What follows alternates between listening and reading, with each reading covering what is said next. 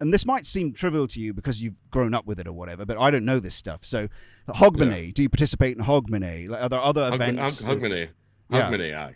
Absolutely. That's especially in Edinburgh, that's a fucking huge deal. Like, even though it's like -10 and shit like that, like the streets of Edinburgh will be absolutely packed.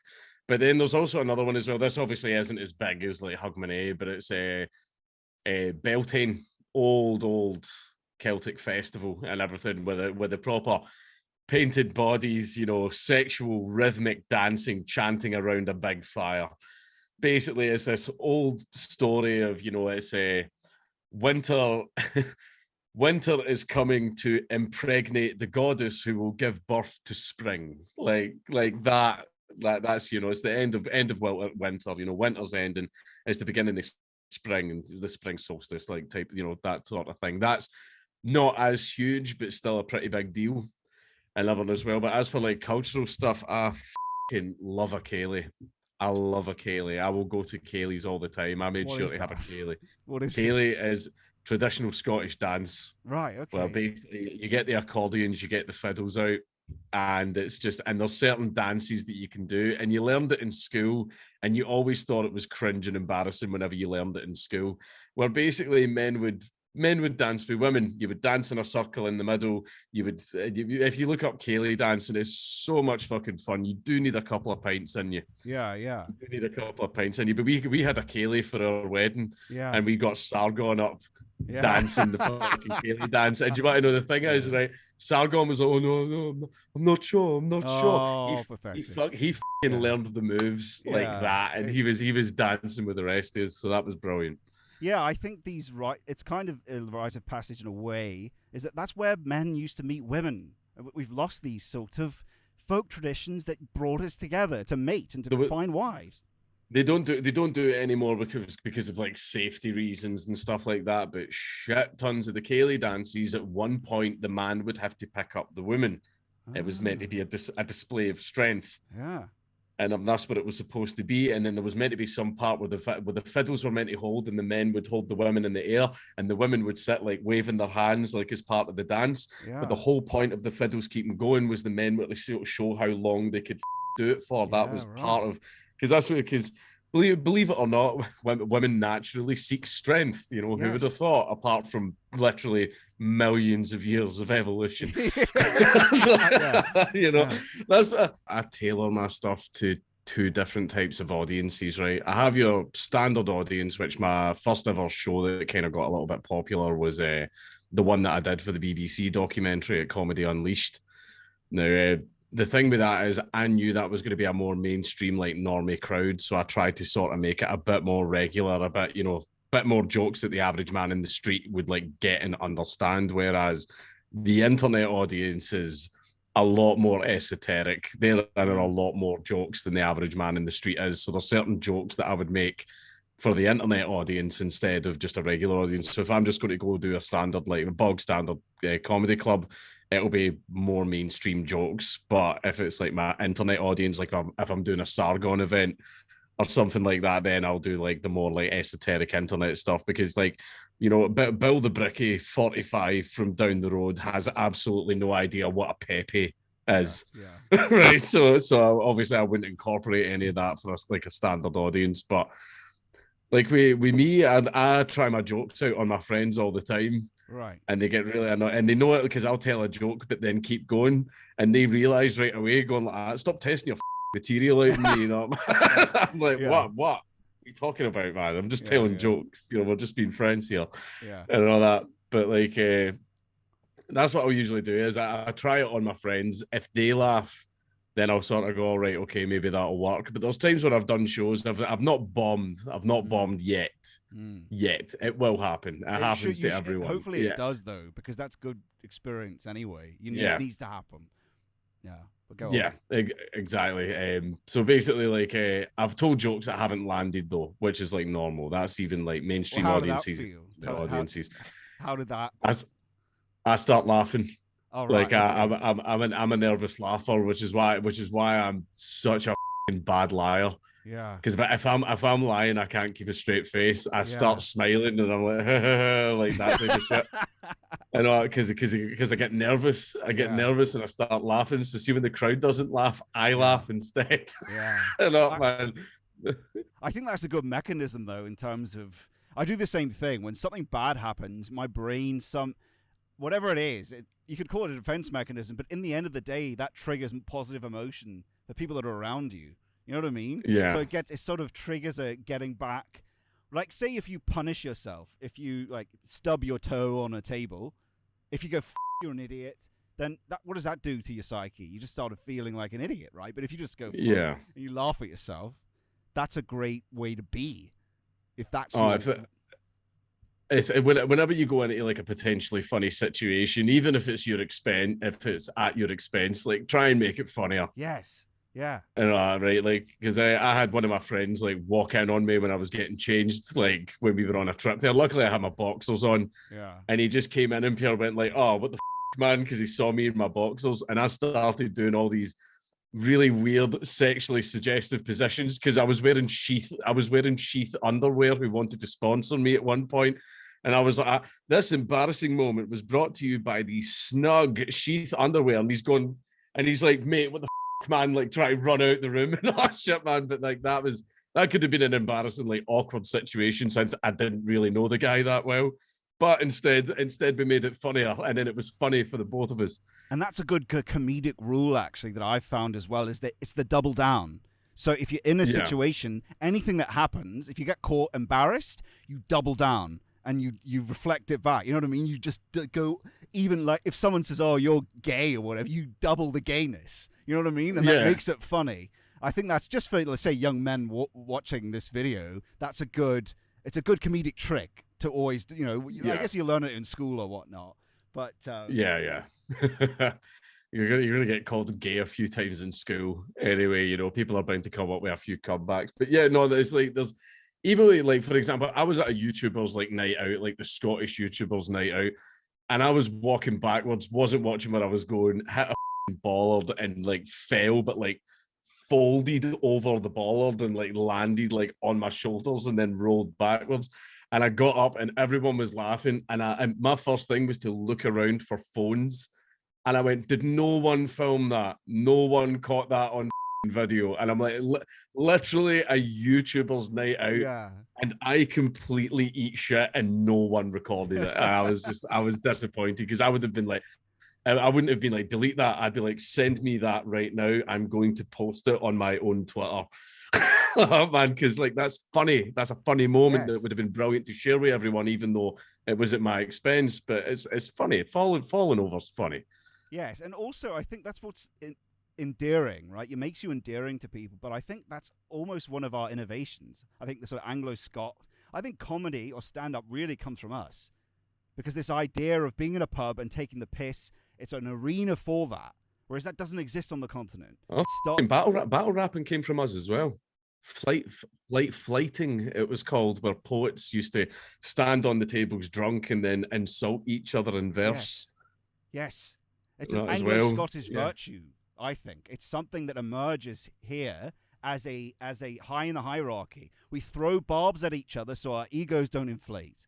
So our egos stay under control, right? So our authority figures, it's the same thing. Because you see in like classical Greece and such, if they get worshipped, Caesar had someone behind him to say, you're just a man, you're just a man. You probably know that story, right? He hired someone to do it. But we do it to ourselves automatically because it's a virtue in the pub, and you see it like from a very, very early age.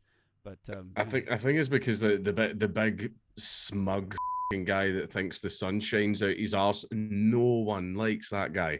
No, everybody hates that guy, and he's insufferable to fucking be around. I think it's when we throw barbs at each other, it's sort of us going like, I really like you. You're fun to hang out with. This is me making sure you continue to be fun to hang out with and you don't turn into an insufferable arsehole that everyone hates. This is more for your own good than it is mine. It's true though, isn't it? Because it's a way of subtly telling people their flaws, so they realize and go, "Oh, they'll think about it later. Oh, I might adjust that. They're probably right." But it's a nice thing to do because you're all laughing, you're all having right, and it's a test for young men when you first start going to the pub and doing this, isn't it? That's kind of it's the public's way. Like private schools might do it in some other way or whatever, but this is the way that we all do it in terms of going there. It's a passage. What's it called when you initiation? Right, a rite of passage. Yes, yeah. It's good to like keep it in check, because I've seen like some other YouTubers that just, you know, you've heard about all the shit that's happened to be like James Corden. It turns out that he's just a giant piece of shit behind the scenes and talks down to everyone that he doesn't consider as on his level. And all that stuff is just like, that's just the exact type of person that you never want to be, because it's the thing is, like, because of the way he's treated people, because he thought he was such hot shit, his career's pretty much dead now, because like loads of production studios are realizing, oh no, people actually kind of hate this guy. He's now became like the modern version of Pauly Shore and all that. Like, oh, we thought he was just getting tongues wagging for whenever we included him in a movie. Now people are specifically not seeing the movies because he's in it. E-celebrities as well, American e-celebrities, I even know, is that not all of them, but some of them, I think because their culture's different, right? Because I know Paul Watson as well. It's the English Scots side, or in Great Britain or Australia as well, they deal with it much better. For some reason, I know that like Paul's mates and your mates are probably the same. They're regular dudes, whereas a lot of e-celebs I've met in Los Angeles and such, they sort of enter this class and then they start hanging around with people from that class. And that's what happens to them. They think they've made it. Whereas, well, yeah, you're successful, but you don't need to stop hanging out with your old mates like Meghan Markle style sort of casting. Yeah. Like, I think that's what sends them into, you know, they don't have this, you know, people call it tall poppy syndrome, but I think, no, it's not tall poppy. It's this, what we're talking about. It's a benefit. It's a good thing. It's being at the pub. It's your mates throwing barbs at you for your own good, like we were talking about. Tall poppy's good. You want a bit of that to keep you. I think that the Anglo-Celt thing is obviously the perception like of that class. I think one major difference is Americans, whenever they see people like that, they go, "Wow, I want to be like that. I want to be that person with a big flash car. And want to be. I aspire to want to be at that level of like, you know, prestige, you know, blah blah blah." Whereas in Britain, if we see someone like that, we go, "Cunt." Dude, I know what you're saying too. Like the guy drives by in his Ferrari down through the centre of town and he's revving the engine because he thinks everyone's looking at him, but everyone's just going, "What a prick. What a fucking loser, man. Look at the state of him."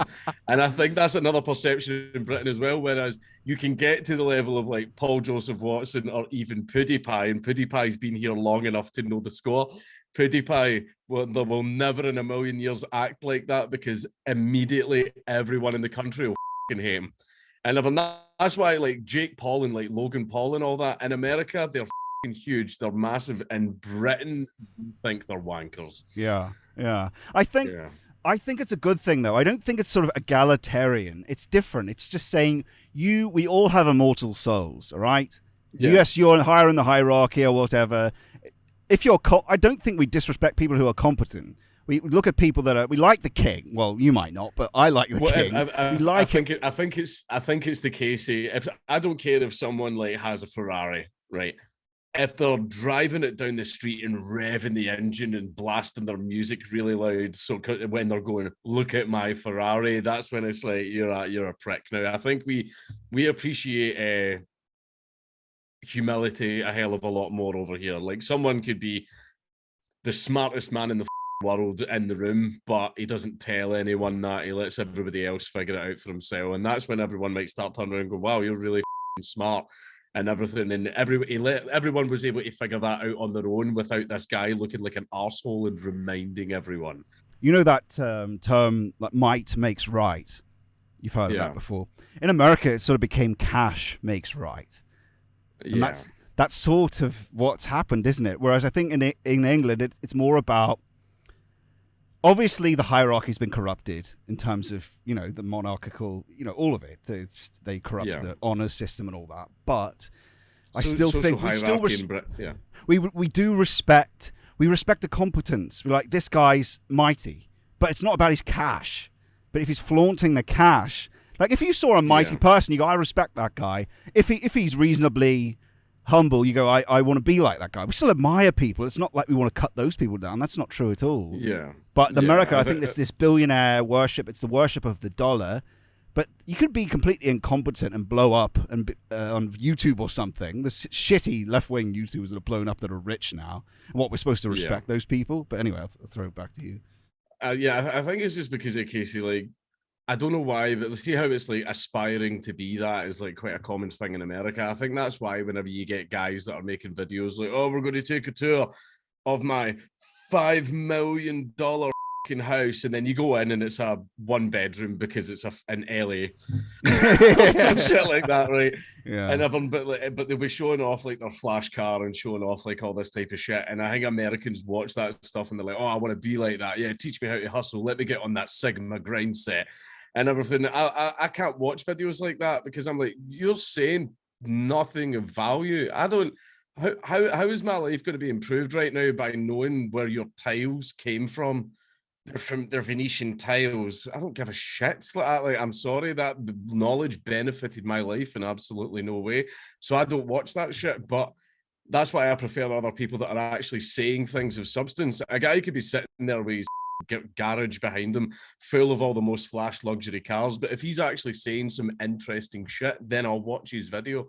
And I think that's the same when it came with like the social hierarchy around here is no one likes a smug cunt, no one likes a guy that flashes his cash all the time. But I remember back in the day is you used to have the local person that you respected, you know, the one that was seen as like the top of the hierarchy was someone who had done great things. Now, not nice and wonderful things, great things. So it could be someone who was genuinely a good person. It could be someone who was well known for stabbing everyone that looked at him the wrong way.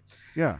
And as was very commonly the case in Scotland, you know, the local hard man. You never with him whenever he walked by you. You just said good morning and just kept walking. Yeah, and it's like Burns, you know, but Burns the poet. He was a country bumpkin, but he had something mighty in him, and so when he arrived in Edinburgh, he arrived and the aristocracy there, the Scottish aristocracy there, they welcomed him in. He had something because he had this vitality and his understanding of what was underneath the Scot there. It right? was cold charisma was the way it was described. Where for a poet, he didn't talk much, but whenever he said something, it was just basically he saved it up.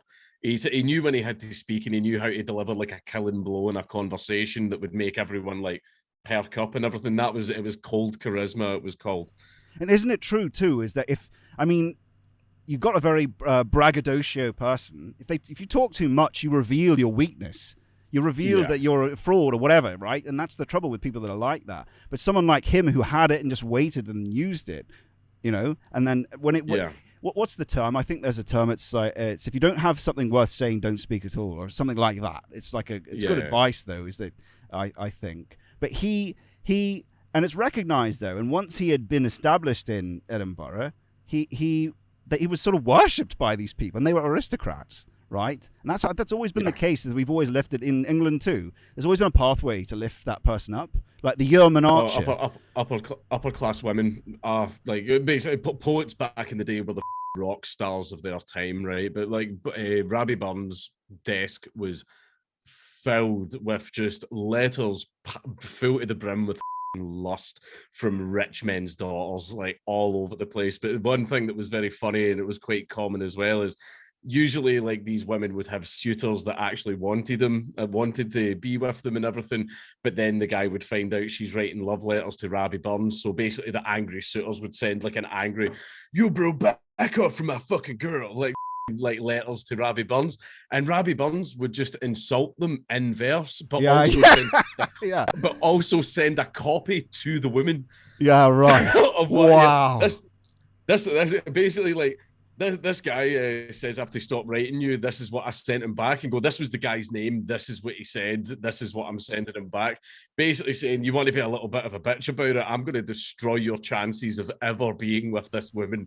Yeah, wow. And all that. I've actually got like a really old complete edition of Rabbie Burns for like the 1800s. Wow. In my bookshelf as well. I'm very careful with it because it is falling apart. It's like 150 years old. But I think those books are worth keeping. Like, have you put? I think that they, especially now with them banning, who knows what things will get banned off Amazon, right? Yeah. You know, it's good to keep those important, especially those those, especially verse, because verse gives you something that facts can't give you. In fact, all the great philosophy is originally comes out, and you see this with great philosophers, is that they have poets as their, like Heidegger had Hölderlin. He got a lot of it from the poet originally, right? Because they see something and they find an attunement, and then they unlock it, and then someone comes along and says, there's something in that. Because propositional knowledge, the perspective, because cognitive science would call it participatory knowledge, right? Whereas philosophers deal with propositional knowledge, which is logic. But so the poets are greater than people really realize. But with Robbie Burns, do you participate in Burns Night? Do you? I mean, I have my haggis, neeps, and tatties and everything. You know, we might do the address to the haggis. Oh yeah, you're on your soncy face, oh great chieftain of the pudding race. Like, we'll do a wee bit of that and everything as well. But like, as for like Robbie Burns, like we did him in school and everything. Like, you know, there was loads and loads of stuff that we did about Robbie Burns like in school. But that was when you were young. And you'd be like, why is he talking weird? Nobody uses these words anymore. Yeah. And everything. And not realizing that you're insulting one of the greatest literary minds in Scottish history. And you're sitting there as a little 12-year-old bitching about it, man. Whereas, like, you know, when you get older, you actually start to get an appreciation of that stuff. And that's the problem is poetry is seen as cringe now. It's seen as embarrassing. It's seen as like archaic and everything. Like back in the day, whenever a guy would go, oh, I wrote you a poem, the women would swoon, you know, fall back in the day, couch and everything. But now, if you go, I wrote you a poem, like everyone's like, oh no, like, that's no. yeah, exactly, totally. And it's a shame that that's been lost. It's sort of seen as like an embarrassing, like cringe thing to do, because obviously poetry can be like beautiful. It could be an excellent way to declare your love, you know, for a woman that you really care for. But the problem is as soon as you whip out that little notepad, they're just going to cringe right away. You've not even opened your mouth.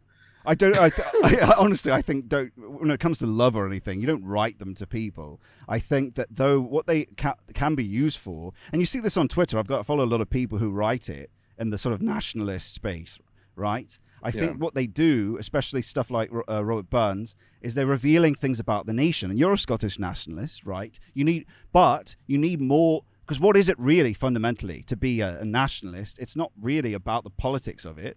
I mean, you could say, we want to take back our own power, but for what reason if you don't have this something underneath that's cultural, this vitality that you're trying to protect that's unique? Isn't that true? Yeah. And those people are the people that reveal that. Those people are the people that reveal that. And the folk tradition, for instance. So, I mean, this is another question I wanted to ask you. Is like, do you participate in folk tradition? Tell me perhaps if you participate in any and this might seem trivial to you because you've grown up with it or whatever, but I don't know this stuff. So, Hogmanay, do you participate in Hogmanay? Like, are there other events? Hogmanay, absolutely. That's especially in Edinburgh, that's a fucking huge deal. Like even though it's like -10 and shit like that, like the streets of Edinburgh will be absolutely packed. But then there's also another one as well. This obviously isn't as big as like Hogmanay, but it's a Beltane, old Celtic festival and everything with the proper painted bodies, you know, sexual rhythmic dancing, chanting around a big fire. Basically, it's this old story of, you know, it's a winter. Winter is coming to impregnate the goddess who will give birth to spring. Like that. That's, you know, it's the end of winter. You know, winter's ending. It's the beginning of spring and the spring solstice, like type, you know, that sort of thing. That's not as huge, but still a pretty big deal. I love it as well. But as for like cultural stuff, I fucking love a Ceilidh. I love a Ceilidh. I will go to Ceilidhs all the time. I made sure to have a Ceilidh. What is Ceilidh? Is traditional Scottish dance. Right, okay. Well, basically, you get the accordions, you get the fiddles out, and there's certain dances that you can do, and you learned it in school, and you always thought it was cringe and embarrassing whenever you learned it in school, where basically men would dance with women. You would dance in a circle in the middle. You would, if you look up Ceilidh dancing, it's so much fun. You do need a couple of pints in you. Yeah. You do need a couple of pints in you. But we had a Ceilidh for our wedding, and we got Sargon up dancing the fucking Ceilidh dance. And you want to know the thing is, right? Sargon was like, oh no, I'm not sure. Oh, He learned the moves like that, and he was dancing with the rest of us, so that was brilliant. Yeah, I think it's kind of a rite of passage in a way, is that's where men used to meet women. We've lost these sort of folk traditions that brought us together to mate and to find wives.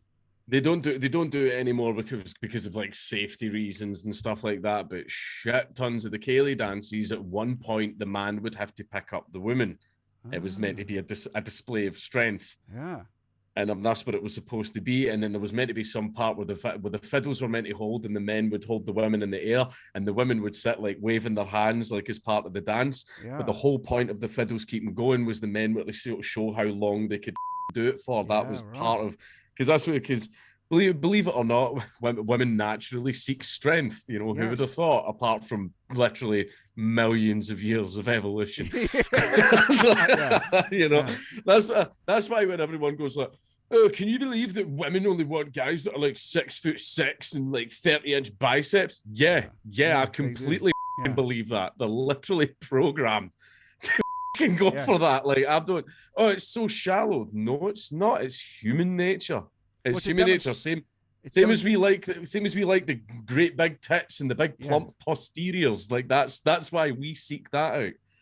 Well, they're attuned to find other things too. It's basically types of competence. Strength is one of them. Social adjustment, like we just talked about with Robbie Burns, is like a poetry. That's a mighty command of language, which means that's a leader. I should attach myself to him and mate, and then my lineage. You know, that this is all unconscious though, but they're very well. People need to understand how good women are at noticing a man on the rise as well. Like if a man sort of got his shit together, they've got this attunement, right? And some some PUA types would say, watch out for those women, right? That see you on the rise, because they'll drain your vitality before you've gone up properly. but because you want to if you're on the rise, you want to keep going, right? Because I mean, I've had experience of that myself when I was in film and doing well, as people sort of, you meet a girl and you're sort of being trained by it. But I don't want to be. I'm not being rude to women here. I'm just point is competence. That sort of that's so you could call it social proof. That sort of command of language. It means that's a leader of men. So not only strength, but we've lost those rituals. But on even charisma as well. By the way, see, when it comes to like laughter, it was actually Hitchens. I don't think he was the original guy that said it, but he's the one that's often quoted for it. If you can't make women laugh, you're doomed. Yes. You're doomed. If you don't have like a personality that makes them laugh and giggle, even if it's just like doing something silly and stupid, like women sometimes like find that endearing. Like even if you're like the big, strong, like tough guy and everything, if you have this little thing where you up and the woman finds it funny, like that's an important like emotional connection and everything like that. Like it is. As a thing is like I mean, look at me. I need to get by and being a comic. Yeah. Right. I didn't get my wife for my looks, That's right. I think the storytelling element on this, I think this is really high in the Celtic hierarchy. And I want to just run this by you. Is this... Oh, the Druids were the kings. They were the storytellers. Yes. Basically, so sometimes if it came to a choice between who you're going to listen to, the chieftain or the druid, there would be a little bit of a conflict. If the chieftain didn't have the druid on his side, he was in trouble. Yes. Because a lot of people were more inclined to listen to the druid. Yes. And druvid, it means strength, wisdom. So it's both of those things together, which is really interesting, right? There's not many descriptions of these Celtic gods, but I found this one that I found fascinating based on this idea of the Celtic high in the hierarchy storytelling priests, druids, like you said. Yeah. There's a story about this Ogmios, right? There's a Greek, and he goes to this Gaulish village, and he sees this picture of Hercules, right? And we know that Hercules is the chief hero in the Greek hierarchy. And this picture of Hercules, but it's an old man, and he's got an arrow quiver on his back, and he has this long tongue, and on this tongue is connected this delicate gold chain all to all these other Celts' ears, right? All these people, and he's looking towards them and smiling at them, and they're all connected to his long tongue and this gold chain. And at first the Greek thought that they were making fun of him, making fun of Hercules. And then he spoke to one. They said, no. This is our version of Hercules. This is Ogmios, one of our gods. But we thought that the true strength was the ability to tell the story, and the people that tell stories are older, right? And so you see this, and when you look at ancient cosmology, symbolic meaning, gold is the sign of a sort of holy vitality, fire from above, right? So you see with this tongue, they're all connected to the tongue, and all these people, it's a delicate chain, which means that they can leave at any time. That was clear in the story. So they're connected to the golden chain. He's smiling at them, and it's gold, so it's that drive, right? So he's told them a story, and that's their natural leaders are these storytellers.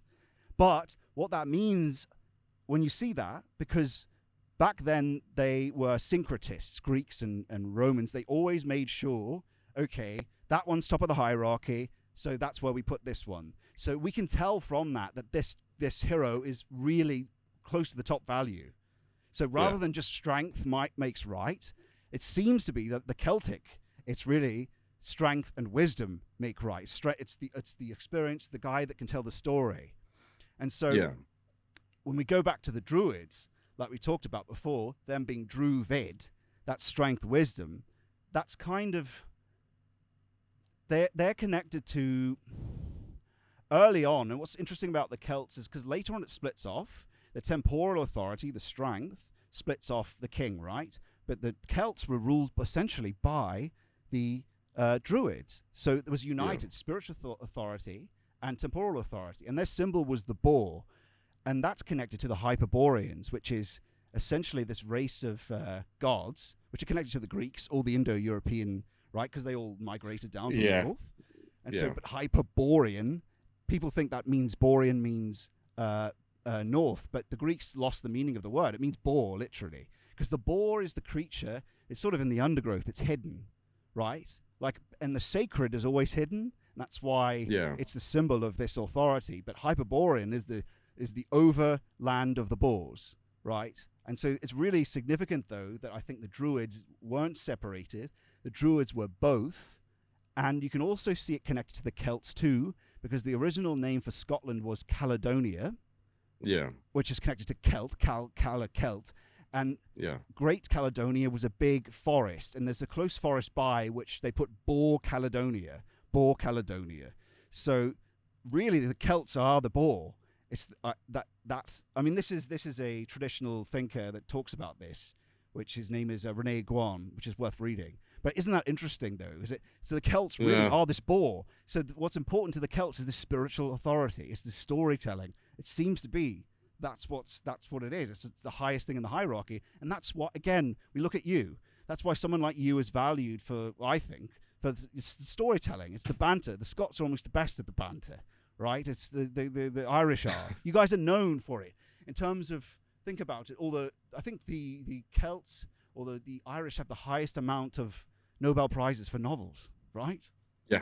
What do you think of that? Well, it makes complete sense, because I think it was because word of mouth is something that, because one of the reasons why it's really, really hard to research into the old school Celtic paganism is we didn't fucking write anything down. Yeah.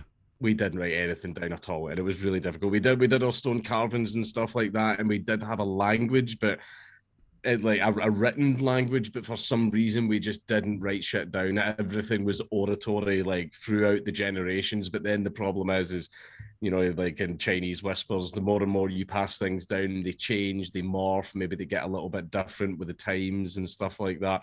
Like another one as well that we've just done Nessie. We thought Nessie was a semi-recent invention. First report was actually in 500 AD. Wow. So but like, the stories of what the monster looks like and what it can do changes throughout the time and everything, and that can be the problem with that. So see, for example, the stuff that we do know now, like, for example, the story of Maggie Mulach. She was the Bruni, who was the mother of Bruni Claude, who ended up turning into a boggart because she was mistreated and tricked by the humans. Now, it turns out that there is a very, very similar story about a fairy that comes down a chimney that originates in, I think it's Northumbria. And it's a very similar story, and it even involves the whole plot with the boiling water getting thrown over her son, and even the bit as well where, like, in the original story of Maggie Mulach, a young girl goes into the mill because she wants to steal some flour. but the mill is being guarded by Bruni Claude, and that's Maggie Mullich's son. And when she goes into the mill, Bruni Claude knows he's supposed to be protecting the mill, and he says to the little girl, "Who are you?" And the little girl replies, "Ishmisha Mehane," which is Gaelic for "I am me, myself." Me, myself. And she just keeps repeating it over and over. And Bruni Claude's getting annoyed at her and starts getting closer. And he's like, "No, tell me your real name." And everything. She panics, grabs a pot of boiling water, throws it all over Bruni Claude. And Bruni Claude runs to his mother, Maggie Mullich. And she's asking him, "What happened to you? What happened to you? Who did this to you?" And he said, "Mehane, me, myself." Right. Right. So she thought he'd done it to himself. And basically, and just that was the end of it. And she mourned the death of her son. Then one day she overheard the girl talking about it, about what she'd done. And because the girl had actually tricked Maggie. Now, Brunies by nature are tricksters if you piss them off. So if you trick a Bruni, it's insulting. Right. And she turned into a boggart and went mental and started terrorising the village. And there was a very similar story from Northumbria. Now, obviously, both of those stories have the exact same root. There is an original OG story that those came from. The problem is, what is that story? We don't know, because it was all oratory. It wasn't actually written down. We don't have an original record. The problem is that's happened a lot with religion as well. But that's okay, though, because I think there's hope in a lot of this, because a lot of that is boiling down. So as long as you get a capture of the oral tradition, I think what happens with the oral tradition is that over time the change is good. That's it sort of adjusting to find its truth, its true principle, its true thing. The problem is when people standardize it in literature, and then you get one artist who changes it. So just because it's changed between Northumbria, you can extract out the kind of gist of it still. So just because, because when you can't really look at it like a reductionist, right? Like a scientist, because you go, well, maybe as a complexity scientist you can, but if you go, but it came from there, well, that doesn't matter, because when the Scots started telling it, it's them. See what I mean? It does this. It sort of goes like this, and then that's the ethic of the land. When more people sort of participate in it, so I think that, like, say if you went to Northumbria and you go, "Oh, that's English because it's Northumbria," most of the traditions of the borderlands are shared. We communicated with each other all the time as well, and also as well, like a lot of our listeners. This is you going back like really, really old school. A lot of our original roots had our roots because the Celts originally came from Central Europe, like right in the central Austrian mountains, mining salt. And then we traded all the way along the Mediterranean, all the way around Spain and France. And then all up the western coast of Britain and Ireland, where ultimately we settled. And that's where a lot of the culture comes from Central Europe, not quite Indo-European, maybe not that far back. But I think originally they were from there, though. Like, same with the Greeks. It was all the same. Well, the primordial traditionalists, they're these guys in the traditionalist philosophers who talk about this. And they believe in something called the primordial tradition, which is this thing that was up on the steppe where we all sort of came from. The Greeks, the Romans, the Celts, the Germanics. And it just happened to be that the Germanics were the last to leave. But...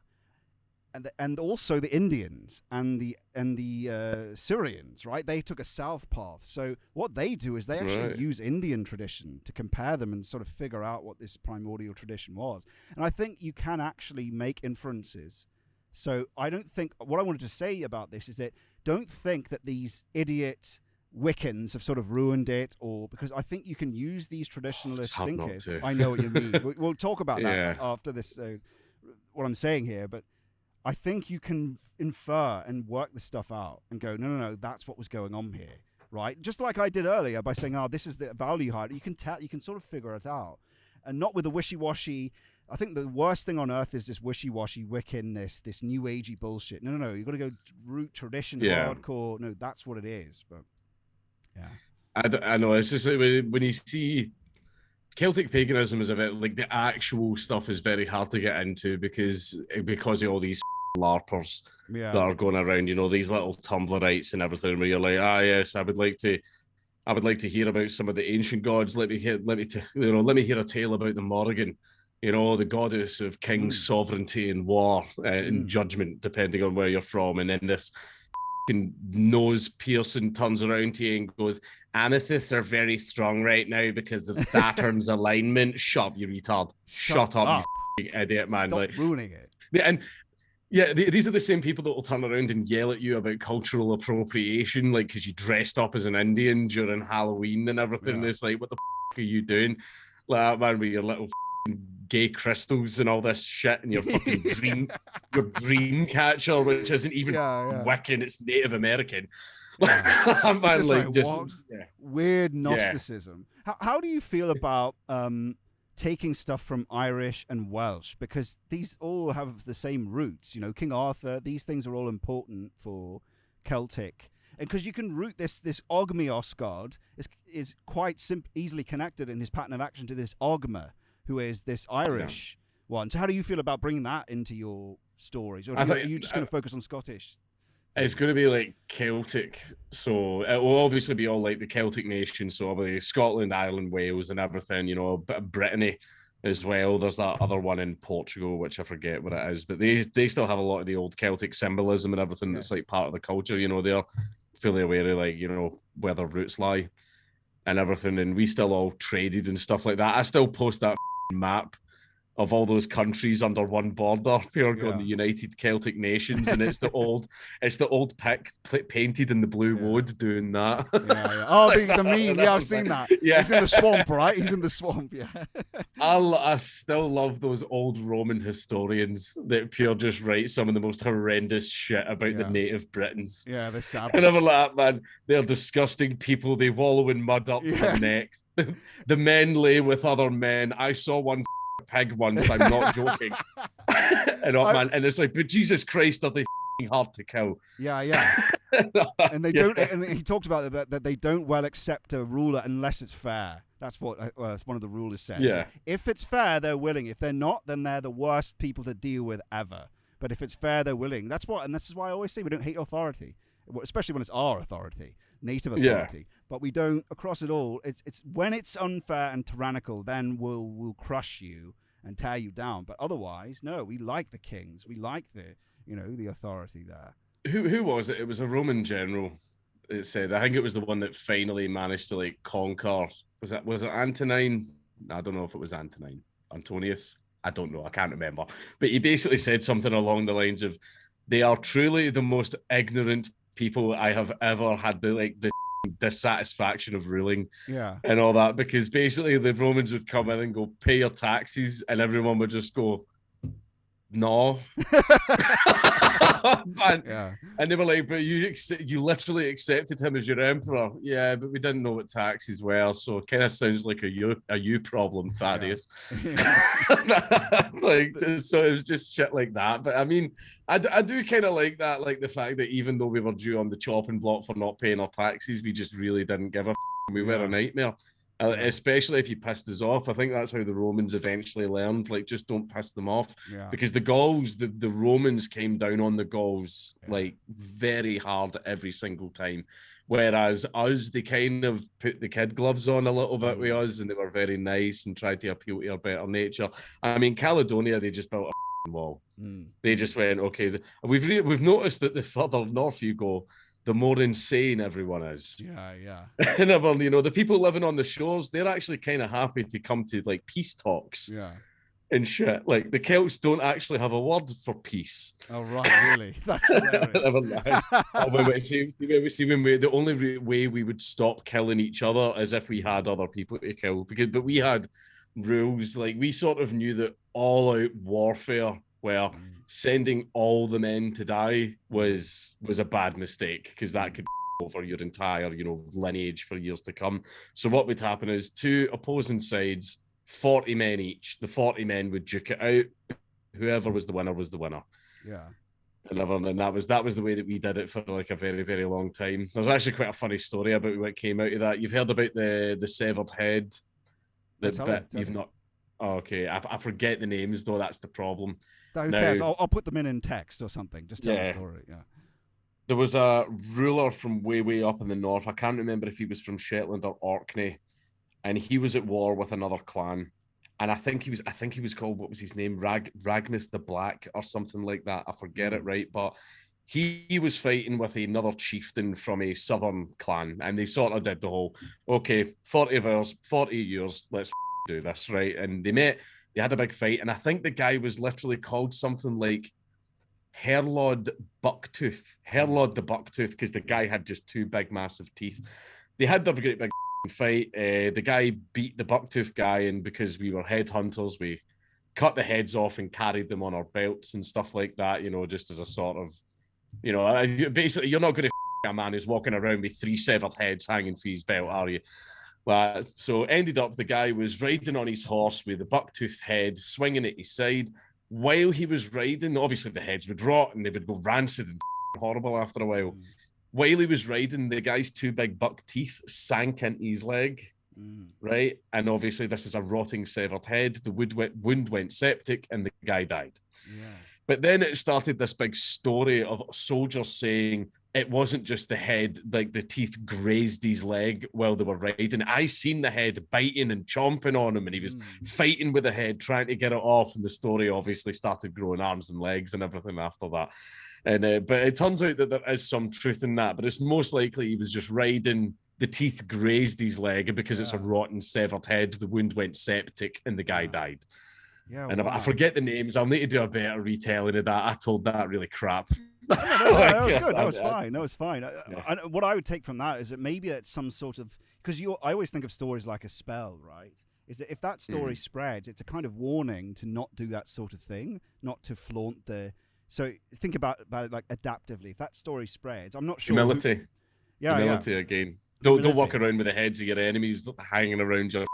Yeah, we get it. You're great. You're amazing. Yeah, we get it. Like, but it also warns enemies too. Is that if that story spreads well enough, is that, well, we won't do it either, and so that helps the nation that it's from too. Because they go, oh shit, you know, this custom, that maybe this is what happens, is they're so savage, these Celts or whatever, these northerners, that all that has to happen is they still have the spirit in them, right? So there's all sorts of reasons why that might be connected and work. I mean, these Celtic stories, these legends, are really important, and they're still connected. They're also in Christianity. The Holy Grail, that is Celtic. That's where it comes from originally, right? There's the traditionalist, again, this is René Guam, he talks about this.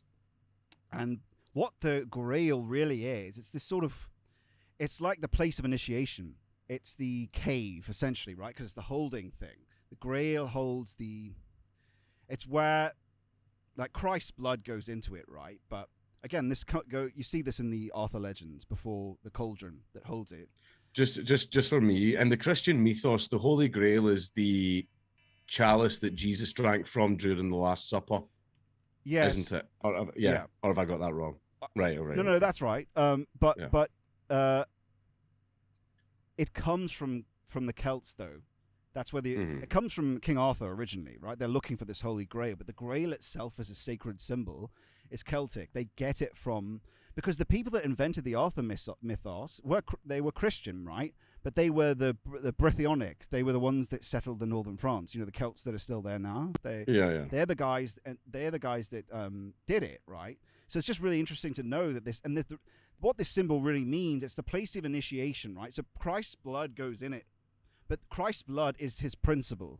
It's the principle. Like, when you imitate Christ, you get the spirit. So that liquid is the kind of spirit. So that cup is related to the cave, because you go into a cave or you go into a maze to initiate into, back in ancient days, that's what you'd always do, to be initiated into religion, to receive the principle from the priest or some sort of rite of passage, right? That's what the cup represents. And that's why all the knights all go out and on the quest towards the cup. That's their initiation, because they're trying to get the principle that's inside. That's what the symbol means. But you see this in the Welsh legends, the cauldron. After the cauldron, the same thing. But that's really important, because this symbol didn't exist before the Celts had it. But it's really important for initiation itself to know that, because this was knowledge. To get it from the story means you know how to go into an initiation. Oh, okay. Yeah. It's a symbol that sort of, because a symbol is used to, you use a symbol in your head, you use it, it's like a psychotechnology, you could consider it. You use it to help you articulate and understand a higher order principle that there is no proposition that explains. And that's what all this ancient tradition is. So it's really, or should be heartening for a Celt to understand that they invented that. They invented this symbol that it was used to understand initiation that knights used for 1,000 years to go after their initiation, which is an ascetic initiation on a quest that helped them understand what they were doing as well. So yeah, it's an important one. I didn't actually know that. I think it's most of the stories are either trying to convey knowledge or encourage the seeking of knowledge and everything, because a lot of the time it's like a goal. Like they're all goal orientated, because that's what helps a story move. You can't just say Dave sat in a room for 20 years, the end. Like there has to, Dave has to have something that he's trying to achieve. That's what stories are. Stories are all about achievement. You know, it's like the hero is going to go and slay the big bad and like rescue the damsel and stuff like that. There has to be like a goal in mind. So stories are all about achieving a goal.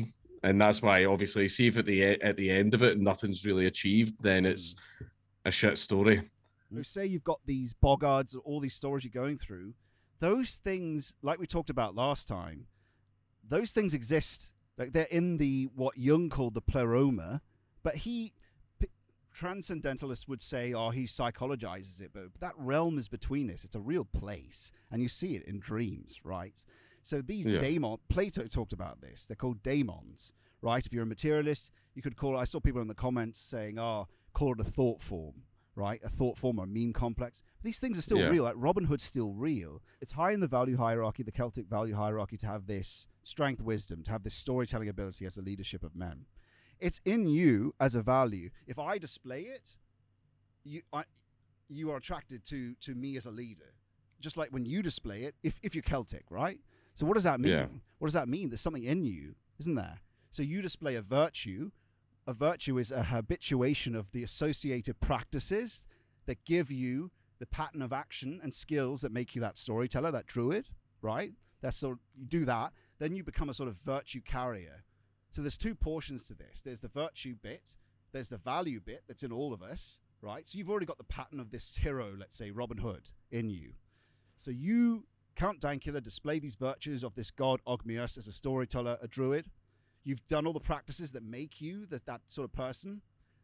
Now a Celt who has the value pattern of that god is attracted to you because you have the virtue, you carry the virtue. So there's sort of two things. They're the practices and you are that figure. So what is that? It's a pattern. It's a pattern of action, but it's also a daemon. It's also a spirit. So Jung thought these things were subjects, that they have a pattern of action and an outcome, sort of like I said in our last conversation, right? Which means they have a sort of will of their own. They have a thing they want to do and happen, and they can possess people, right? You see that all the time. But it's just interesting to know that they're still there in the unconscious, which is sort of between all of us, really. It is. That's what he believes as an idealist. But anyway, we know the values, we know there's virtues. Those values are connected to these gods that are still in you, let's say. But there's a bit that links them all together, ultimately, which is an archetype. They're linked together, and you could consider it a being, an organism. And cognitive scientists are also talking about this now. They call it a distributed cognition, which is so it's not. This isn't just wild speculation. It's still speculative, but it's not like this is something that's being talked about by cognitive science. And Plato talked about these things as daemons.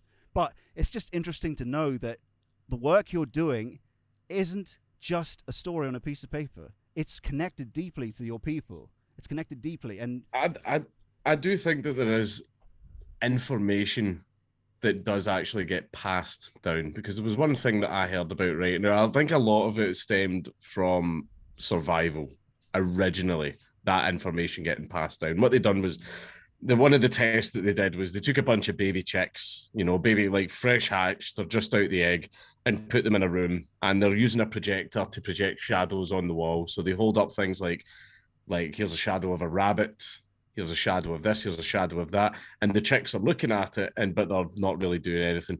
Oh, here's a shadow of a sparrow and everything, nothing. Here's a shadow of a seagull, nothing. Here's a shadow of a hawk. They all ran and hid. They're fresh out the egg. How the do they know what a hawk is? How did they ignore the other stuff, but the shadow of the hawk made them panic? So basically what they're trying to say with that is obviously there is information that is getting passed down in our genes, right? So it's not just a case of basically whenever you're born, your brain isn't just a blank slate that's got, you know, the basic firmware added of here's how to breathe, here's how to keep the heart beating, right? There's more, there's a little bit more in there. There's information that you're running on now. A lot of that information might just be the basic survival stuff where your brain tells you when you're hungry, your brain tells you like when to something and all that. But I don't think it's too hard to believe that there is other information that is being passed down. I think there is more that stuff that's being passed down. And I was going to say not related to survival, although you could maybe argue that these stories sometimes might be survival. Like, for example, the Celtic myths warning you mostly to stay away from water and stuff like that as well, so you don't drown. But then there also could be other stuff as well where instead of just survival, it's here's how to do better, just in general. Yeah. And also it becomes... when something, because survival's about sort of individualistic, selfish gene, Richard Dawkins sort of stuff, right? But what Jung talked about is when something becomes spirit or becomes psyche, it's when things get adapted for the you do something for the sake of a god and not yourself. You see, that's when something becomes, or the people, right? Yeah, that means something's been exapted for something that's not in your benefit. You will could use die the term for the god. That's when you could use human, the term really. higher power. Yeah, you could use the term like higher power, but it just sort of depends. Whenever you say higher power, you might not necessarily be like meaning like a god or something like that. Daemon or hyper agency. Hyper agency is what the cognitive scientists use. They say hyper agency. Hyper means over. Agency means towards an end. So it's a something that's got an end. It's made of spirit, let's say. But that's when something becomes psychic. When you whatever it is, this thing, this adaptive function, it's an in order to, it's a function for something that's not the individual. So that's a pretty good definition in terms of, okay, that means these people have something else. That being in the history, the Celtic that's still within us, right? It goes back and it's absorbed from the father. It hasn't gone away. It's still in this value hierarchy. It's still deep in our being. It's sort of, because the unconscious exists. People need to understand. People agree that is a thing, and in there are things that can be discovered and aligned. And we do have a value hierarchy that we don't choose. And if we just spent more time understanding it, reading the stories like you're doing, to understand ourselves, then we'd have a better idea of how we should live and sort of with our tradition, not sort of disconnected in our car bubbles, you know? We are. Well, one thing about Scotland as well is, one of the things that always blows my mind that just bothers me is the fact is we've got Gaelic road signs everywhere and no one speaks it. No one. Like, absolutely. There's no investment. Like, there are places you can go to learn Gaelic, but it costs money. And not that, the average Scottish person is going to be like, that's expensive and time consuming, I'm not going to bother with that. But whenever you go to like a Scottish school, you get to choose French or German. That's it. You choose French or German, that's it. I did French. I got a 2. Fucking forgot it as soon as I left school because I didn't give a right? Whereas if I learned Gaelic, and there's lots of Scottish people around me learning Gaelic and speaking Gaelic, then I would learn to speak Gaelic, and it could become like a second language for us, and that would restore it, and then the Gaelic street signs might make sense. But like, that's not the case. That's what's happening. The government's doing very, very little to actually try and preserve it. Like, even Scottish culture, just in general, and all that. Like, everyone, they go out and tell somebody to round off 10 clans, they won't be able to tell you, and everything. We just don't. I don't know. There's a lot of our culture and history and knowledge which I just feel is just like gone. If you want to find it, you have to go out and like work hard to like find it. But even though, I mean, that's the thing is, even amongst the alleged like Scottish nationalists among the SNP's ranks and everything like that, if you want to like have a chat with them about Scottish culture, they'll turn around and tell you we have none and we should open the floodgates to just let absolutely everybody in. Jesus. And all that. And it's funny. I love having those chats with them. I think it's a gay LARP unless you speak Gaelic. I think people well, unless you're working towards speaking Gaelic, you know what I mean? It's not Yeah. realistic unless at least the Irish teach it in their school. I think Yeah. that you just have to make some effort to do it, because I don't know. That's Heidegger said that language is the house of being. If you want to understand this old being, it's in you anyway. It's in you, but it's sort of just it's arranged. But if the language itself is grounded in that tradition and those folk tales and stuff, right? So speaking it will help you decode it. And I don't know. Have you started? I mean, I know you know some Gaelic.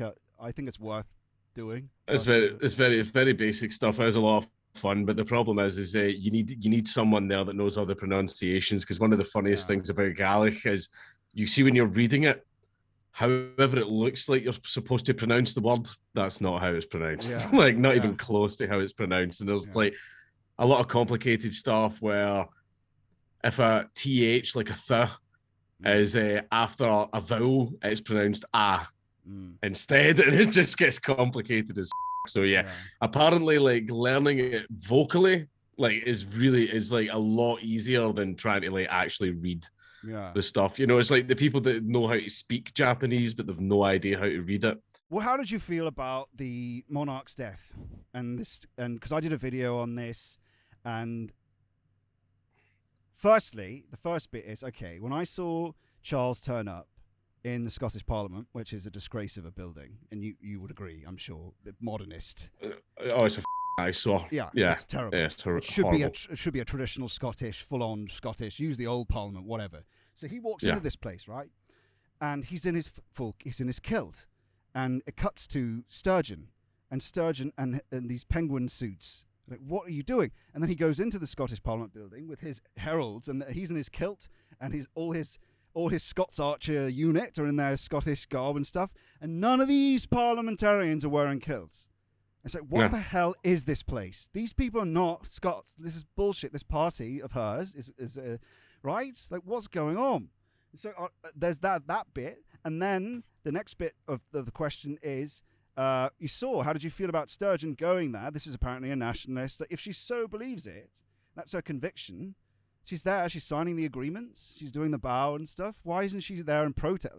So how did you feel about the stuff that you saw there?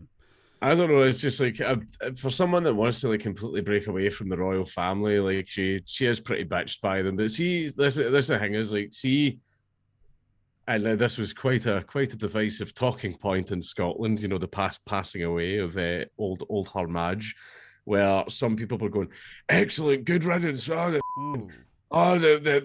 things that they did to us, they massacred women and children, and then when they conquered us, they were grabbing boys as young as 10 and sending them at the front line. And I turned around and go, what she did? Jesus, was she that old?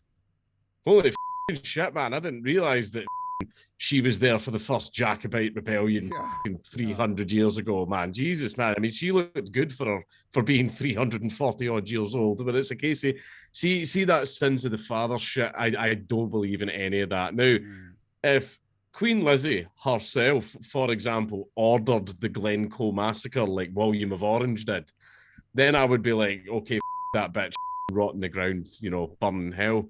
But she didn't. And everyone's like, colonizer. Didn't she like completely oversee absolute decolonization? Like everything got downgraded into a commonwealth. You know, Britain, once like the biggest empire, the sun will never set.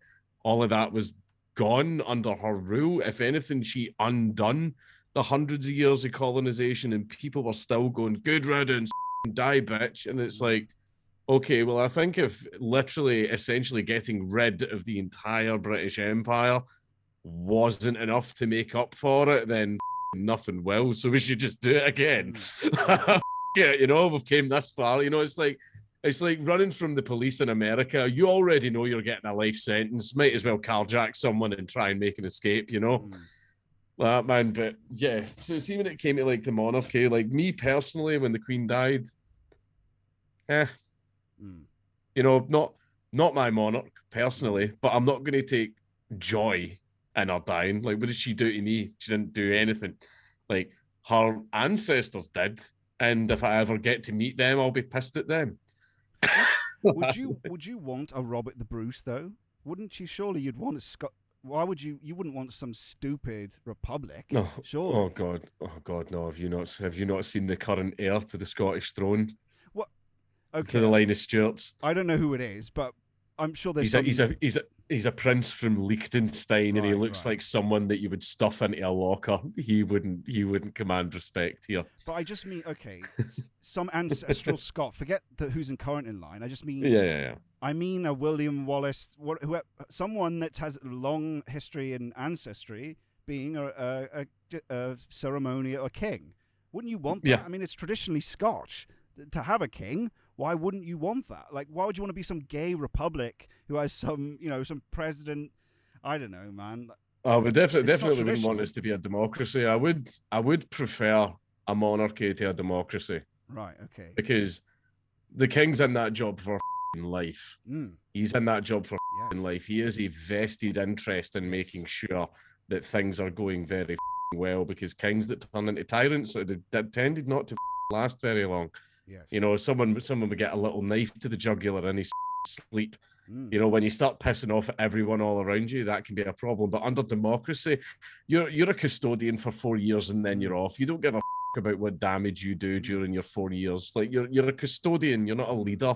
You're going to use those 4 years to make yourself as rich as you possibly can, and then collect that 100K odd pension for the rest of your life. That's what you're going to do, and it's more and all that. Which, Sorry, but basically, like, monarchs care more. They do. They've got a much better vested interest over these democratic leaders. Man, they imitate it from their father, and again, they're not worried about. Of course, sometimes you get someone that's wrong in the hierarchy, but that's when you rise up and replace them. You don't get rid of the system of the monarch. Yeah. You just get rid of the thing that's the problem, but you keep it in the ancestral. Like, it's hard to explain this to hardcore Democrats, but it's like, it's good to have this force that knows it's always going to be there, and that they know their son's going to suffer for the things they do. They also knew who their grandfather was, and they were always Scots. They were always this. They were always Highlanders, for instance, something like that, right? They've come up on the land. They are adapted to the land. They've got the being in them. They've imitated it from father to son, mother to daughter, right? They've got the procedures in them. So it's hard to explain with people. Like, oh, we don't want a king. They haven't earned it. Well, no. The king truly is, though, he's an organism. It's a sort of implicit organism. It's a compilation of our greatest heroes put together, right? That's the soul that this family usually has, a strong part of that soul. But he is supposed to live up to this, the one that's born into it. So this over king, let's call it, over Scottish king, over king, supposed to live up to that, right? And you pressure him to live up to this force, which is part of all of us, that they represent as a localization of the spirit and soul, which is a real thing, psyche, whatever you want to call it. It's a real thing, right? And that's why I believe in it. And I think it should, because look how corrupt what these republics have become. It doesn't work. I think one thing that happened as well an awful lot is, sometimes the king, the way it worked with the line of lineage is the eldest son would be next in line for the throne. But what they used to do sometimes is they would skip it, because the eldest son grew up with a little bit too much gold and a little bit too many servants, and he liked to spend every single day drinking and whoring, and wasn't learning his archery, was not learning his fencing, was not learning anything about battle tactics, didn't pay attention to any of his tutors. And eventually, daddy came down and went, it's not going to be you, it's going to be your little brother. Why? Because the people will hate you, and you will lead this kingdom into ruin. Right? And it's a case of, do you want your people getting killed? No, neither do I. So your little brother's getting it, not you. Yeah. Because he paid attention, he learned, he worked hard. And that was a lot of people, that one thing is, they didn't do anything to earn it. Actually, they kind of did. If they didn't work hard and impress their father, it'd be their little brother that gets it, or in some cases, their cousin. Apparently that happened in some cases, where basically the son was that much of a piece of shit that the king handed it over to his nephew. Shit like that, man. And ultimately, what is that? That's in him. It's this sort of spirit of the king, right? This king in him going, this guy's not cut out for this, right? Or even the people around the king going, right? And that's this constituent distributed cognition saying, nope, that's wrong, right? And there was even the Wickham Mott, right? There's the Anglo-Saxon Wickham Mott. That was sort of a council of people. They're unelected, of course, but they're all sort of families that sort of come up with it. And they would select someone. If the son, usually it was the son, right? Because he's been trained. But when it wasn't, they go, oh, this guy's, it's not going to work. And they'll give it, and they'll say, oh, this person would be best for that. But it's not this sort of mob mentality, right? And I don't love aristocracy or anything. Like, I'm a big on, but in our cultures, we have a way to bring people into that group of people, which is the Robin Hood legends. They show a cycle where the yeoman, like I called you a rural lord before, right? You're like a Robin Hood figure. You were oppressed by the state and the sheriff. You rose up with a hierarchy of people around you, which is the Greenwood, and these legends are shared. Robert the Bruce, these guys told these legends in Edinburgh. I've read it and found the records. These legends are shared across the border. So you and your Greenwood, that happened, right? You rose. This yeoman, this sort of archetype. It's unique to this island. It's unique because on the continent, if you were to be ennobled, to be turned into a noble, it didn't happen unless you were already a noble. Knightly orders, right? But this yeoman, this in these stories reveal, like I said with you, you're oppressed by the state, and you're sort of selected. You're selected by the people in popularity, right? And lifted because of a virtue you display. You resisted it. You went to court. You asked for money. They gave it to you, right? To support you, because this is wrong. You became this Robin Hood. And then what is supposed to happen is the king, who is above the petty merchants, the petty managers, and all these sort of people, the filth that fill the hierarchy, he notices the Robin Hood is supposed to lift him up. He goes out with the cloak on invisibly. So you really should have been brought into the hierarchy. That's how it's supposed to work. Is that the Count Dankula is supposed to be, he's found a tyranny. They're supposed to bring you into the hierarchy and make you a lord. That's what happened throughout our history, again and again and again. As the yeoman's brought in, Nigel Farage, they didn't even bring him in. He should have been brought in and made, prime minister, brought in. The king should have sacked the parliament and said... The French even did that to a Viking as well, didn't they, after the siege of Paris? Yeah, they did. They and that was just through might. Apparently the Viking had no idea what was really going on until like months later. He was like, the Viking was like, am I important? They were like, yes, you're a count now.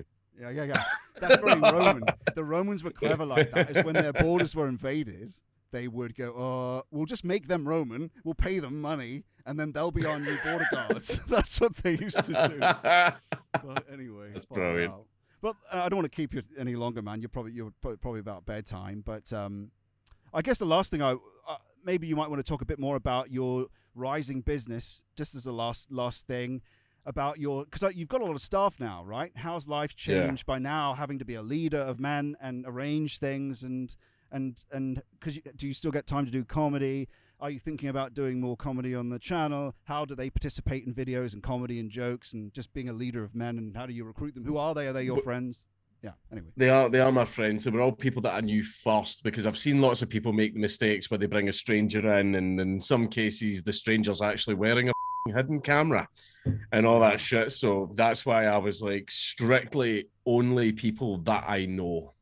Strictly only that. So so I ended up, I brought them all in. I knew them, they're all my friends and everything, and everyone has their own set. Like, I wanted to figure out everyone's skills, what's everyone's strong points, what are they good at, and everything. So anything related to that gets given to them. For example, like old architecture, not architecture, like old school literature and everything is, I've got a guy, he's constantly reading about the Romans perpetually, and he tells me stuff all the time. So see if we get anything nice and archaic, I give it to him because he'll know exactly what he's doing. But another one that I did that was quite funny is another mad lad that's coming up is a guy called Timothy Dexter. He was this idiot that just continually failed upwards. Like he fucked up so much, but all of his investments all paid off by some Deus Ex Machina reason. Right, like, ship bed warming pans to the Caribbean, right? And he went, oh yeah, I'll do that. Yeah. Bed warming pans. No, the sugar manufacturing, they used them as ladles for the molasses. He sold all of them. Yeah. Right, so like, how did that work out? He was just lucky. He was just the luckiest man on earth. But he wrote an entire book that didn't use any punctuation whatsoever. No commas, no full stops, nothing. The whole thing is a giant long-running sentence. So my writer, who is really into classical literature, I went, I'm gonna give it to him. Yeah. And everything, and then he was like messaging me, going, "What the have you put in front of me? What is this?" And I was like, I I give my best writings to my strongest writers. You know, man, and he was just sort of, and he was just, yeah, he had a little bit of a nervous breakdown, you know, but that made it funny and that added to the humor of the script, because you can tell when it gets to that part of the script, the tone changes because the writer's so angry. Yeah. So angry at this just like alphabet soup drivel that's been put in front of him. So basically, but I knew that'd be funny, even though that was an area of weakness. I knew that comedy would result from it. Yeah. And everything. So I put it in and he understands why I did it. So, but that's what I did. I made sure what is everyone's strengths and everyone's weaknesses and stuff like that. And the business is actually going well. The problem is we've just had an outbreak of COVID in the office. Yeah. And that's delayed us and everything like that. And whenever there's like an event, you know, if I'm going to do a comedy night, that delays us even more. Yeah. And we're trying to aim for 5 videos a month. And we're struggling to do that right now because all this external stuff keeps with us, because we wanted to get into a system of regular 5 videos every month, and then on top of that we have a sort of comedy sketch show thing that we wanted to film. Yes, I was going to ask you this because I really think like Sam Hyde does those skits as well as he does other shows. It's like you gotta. It's not going to be quite as good as his. We are thinking more like eventually. It's just over time they'll get better. But go on. Sorry, go. See, like. No. The way a classic British sketch show was done, you know, thinking something like chewing the fat or something like that, you know, something along those lines, where it's various sketches of similar, you know, repeating characters and everything, but we're going to do it with a modern lens, and it's going to be a lot of, because it's going to be released on YouTube on the internet, so it's going to be a lot of internet style jokes. This will be for like the esoteric like audience that are in on the internet culture. But it would only be like a once a year, like a half-hour episode, but once a year type thing that we would do that, and then make a bit of an event out of that. And then obviously hope somewhere picks it up. I don't think they will, considering some of the jokes we've written. Yeah. But I don't even know if YouTube will allow it to stay up. Yeah. But you know, we'll do our best. Well, hopefully you do. I think I saw some of your early videos that you did sort of period. I really like the skits that use, you know, they get some British Empire costume and get characters from the past as well, because that's our strength. We've got all these locations we can use, right? And we've got this long history. I don't know, if you guys do some of that, that'd be cool too. It's like, I always like that about Black we had this. We somehow like, and this is the thing, is someone will just tell a fact right in the office, right? And we've got so many ideas written down. This one I don't know if we'll do. That's why I'm going to tell you it, right? We learned that back in the 1800s, pineapples were really, really rare, because they had to get shipped all the way over, like, and everything. So what rich people used to do was they would rent a pineapple if they were having a party or something like that, and it would be a big, massive centerpiece in the middle of the table. Now, no one was allowed to eat it. No one was allowed to touch it, because it had to go back to the original owner at the end of the night. But if you had a pineapple in the middle of your table, it's a talking piece. Yeah. What's that? Well, Marjorie, this is an exotic fruit from the islands of the Pacific Ocean, Marjorie. And everything like that, and then put it in the window so the Georges across the street can see it. Yes, yes. And everything. And then I was going to be like the old guy shouting out, going, "Look at our pineapple, George. I don't care. I know what you do with the gardener, you bloody That's great. So we had this whole skit that ended up getting written out of just, oh, did you know that Victorian people used to rent pineapples? Yeah. That's perfect, like though. That's a great thing to have it orbit around. It's like you've sort of extrapolated, because it's already an absurdity, right? And you're doing the great comedic thing where you push the absurdity, right? You're pushing it. They're sort of doing it with, of course, around the pineapple and making it. That's what's funny about it, right? That's what's funny about it. But yeah, I mean that's about all I sort of have to say. But I really wanted to. I'll just make a comment about. I love that. I think this lifting upness and developing the talent, the videos are getting better over time, and those guys are just going to get better and better if you keep challenging them, man. And too many people, like I said, that I've known in LA, right, they just stop lifting up. It's so great. When I even saw your guys, they're just regular dudes. I saw them on that right. They're just like, you know, a bit overweight in some cases or whatever. Just regular dudes. And drawing from a talent pool, and if people will rise to the challenge, man, and they'll be there as loyal. I think it's better that you've done it this way.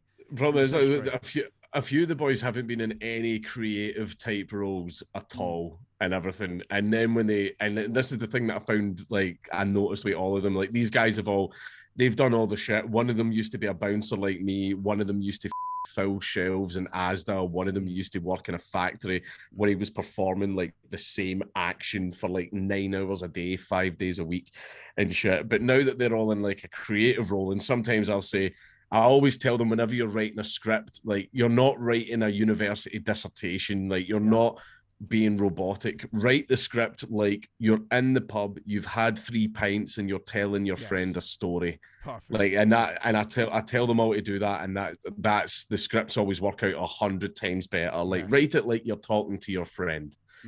And they've all says that they're really, really happy in their job, and some of them produce like really, really great stuff. And it's like, you know, see when people actually have like a creative outlet and they get paid for it and everything, because I've never had anyone quit apart from one guy, and that was my old editor, and that's because he got offered Netflix money. Oh, really? Okay, yeah. Oh, that's the guy that did the opener? Yeah, that's a great opener. He must have been, he was a professional, right? Yeah, he was pro. He went to work for Netflix, and he went, "I'm sorry, man, I'm going to hand my notice." And I went, "Oh, I'll be happy to, like, but what they paying you?" And then he told me what they were paying him, and I went, "Oh well, bye."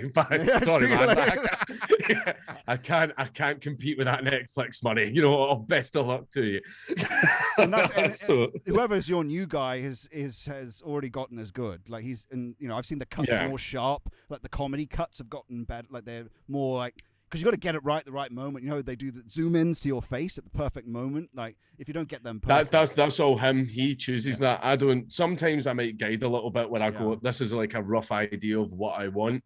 And everything, but see all the other stuff, like the little funny edits or the little effects that he adds in, and that's all him. He decides to do that himself, and I trust his judgment. That's perfect. He's getting better too. It's like, because it's probably hard to see from the inside. Everyone's they're all improving over time. If you keep challenging them, they'll just get better and better. And but that's everything I wanted to say, man. God bless you, and best of luck to the team, and as everything, keep me posted, man. I want to know how that skit thing progresses, because that certainly came to my mind. Is I want to see these guys do more like comedy stuff, not just story stuff. But anyway, we even had an old, you remember Cops? You know, like Bad Boys.